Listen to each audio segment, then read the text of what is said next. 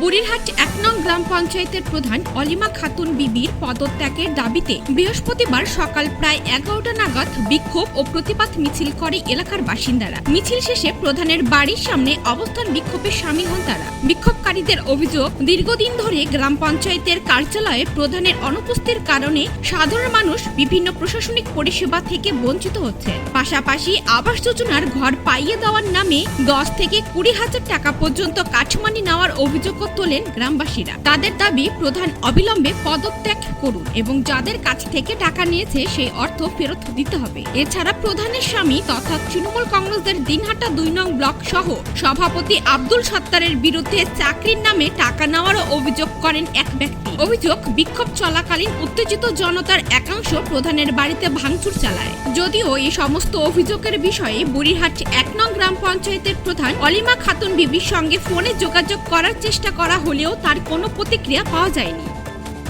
আমার টাকা ঘর দিছে, তার জন্য ১০,০০০ টাকা ১০,০০০ ২০,০০০ টাকা নিচ্ছে।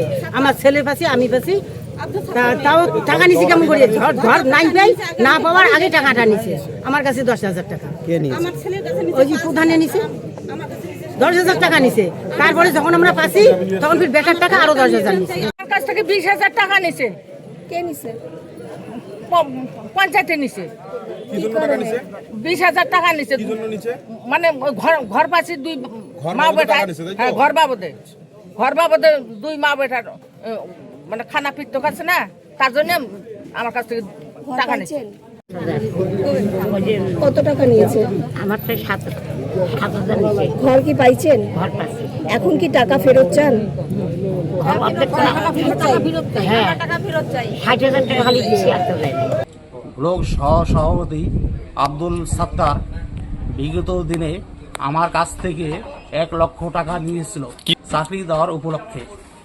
সেই চাকরি তো আমি পাইনি। তার সাথে সেই টাকা চাওয়ার জন্য আমি বহুবার আবেদন করছিলাম ওনার কাছে, কিন্তু আমাকে কোনো ভ্যালুয়েশন দেয়নি এবং টাকাও দেয়নি। চাকরি ওই ব্লকে যে কোনো এক জায়গায় কর্মসংস্থান